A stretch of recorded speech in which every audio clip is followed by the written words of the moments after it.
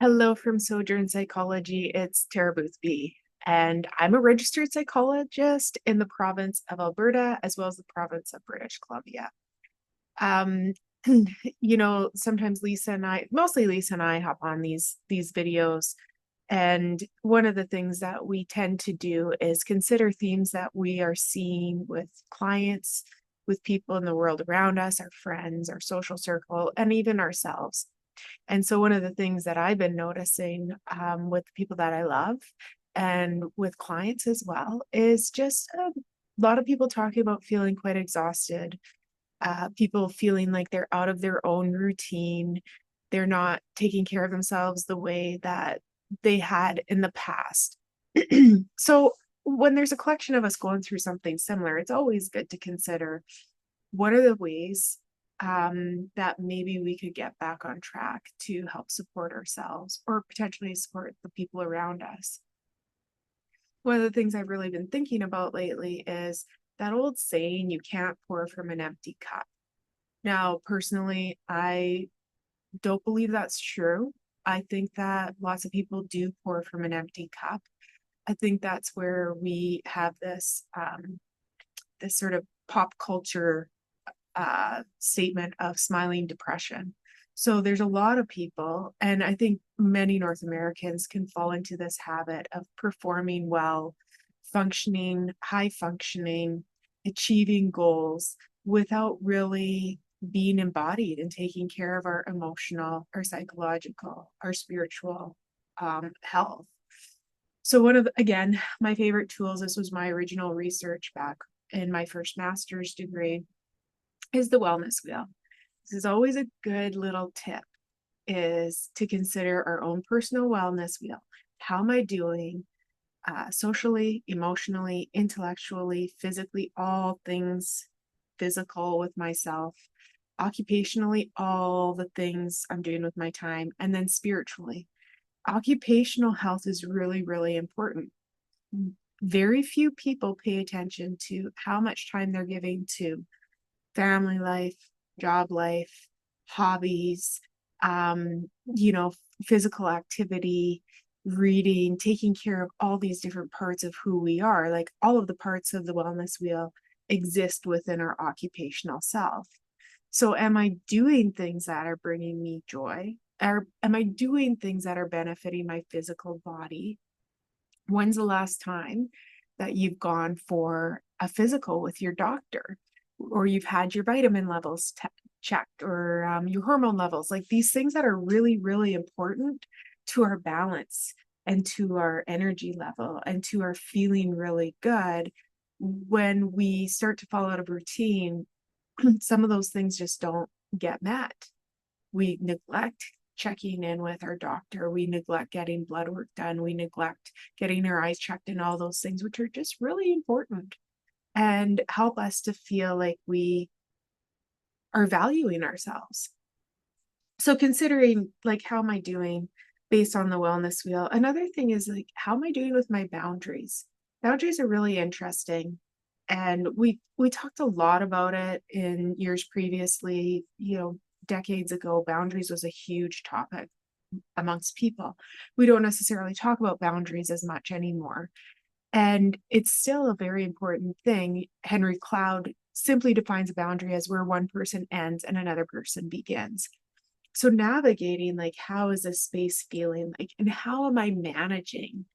How am I being a good steward and applying positive care to where my existence ends and the other person's existence begins?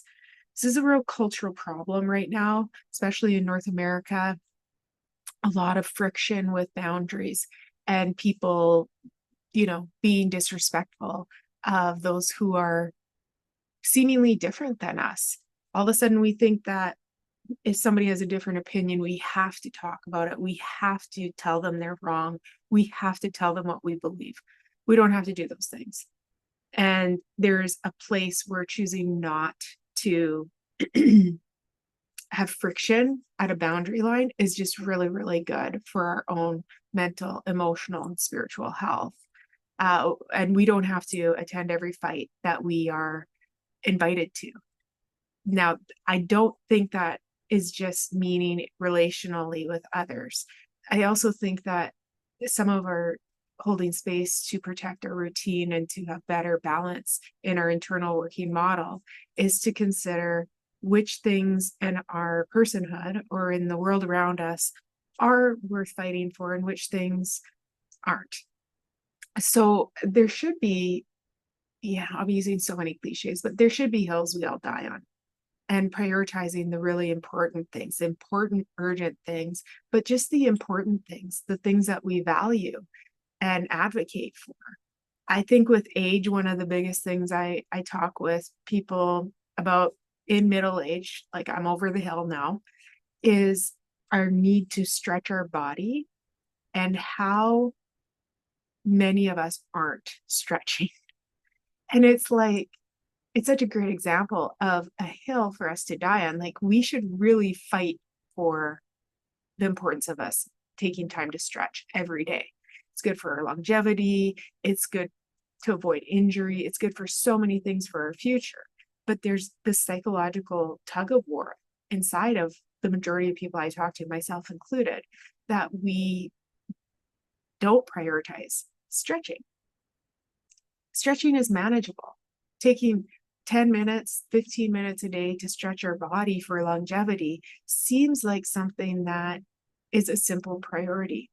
But these mental blocks that get in our way of prioritizing ourselves are really important to get slow and thoughtful of. I don't have a great solution if you're struggling with stretching. It's just a good example. And it is something worth prioritizing. But even sitting down and measuring or wondering about what are the things that I could prioritize better. Date night with my spouse, cooking a healthy meal on Sunday that can last for 3 evenings, playing with my children, delighting in my children, advocating for myself or advocating for the job that I work. Advocating for ourselves is important. Advocating for the job that we care deeply about is important. Advocating for human rights is deeply important. There's these things that are worth us slowing down and noticing. What do I care about? And am I living a life that reflects this? So this is this living with integrity. We don't talk a lot about the word integrity very much these days either. Our insides match our outsides. What I think and feel and believe inside of me is reflected in how I'm living.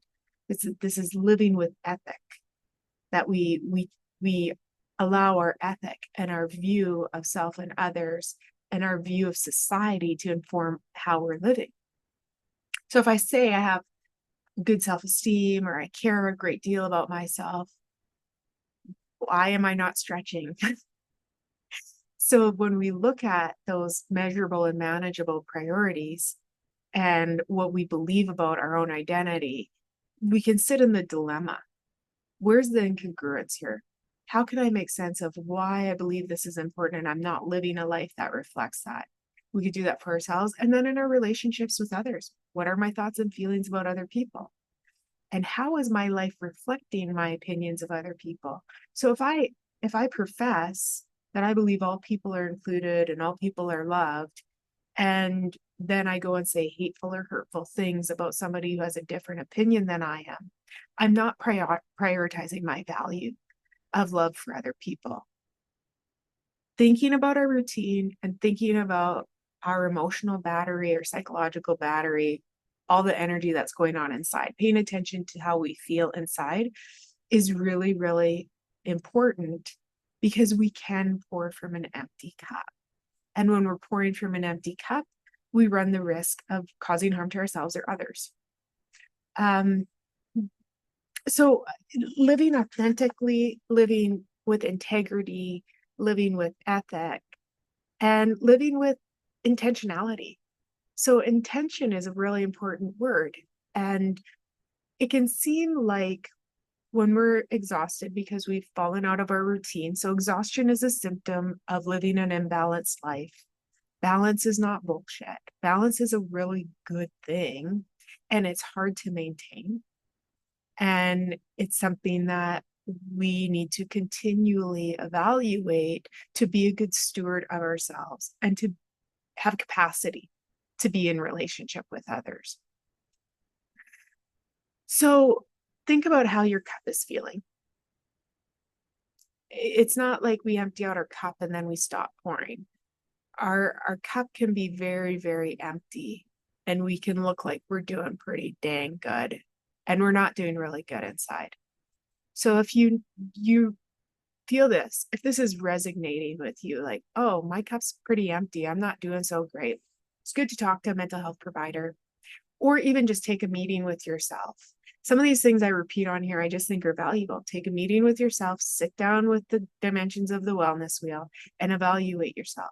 How am I doing socially, emotionally, intellectually, physically, occupationally? Did I say spiritually?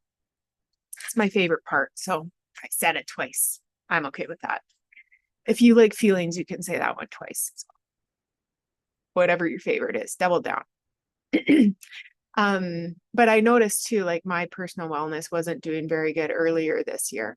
And one of the things that really seemed to be impacting me was because I was working and my husband and my children were out of town for several weeks. And so my social dimension was really taking a hit.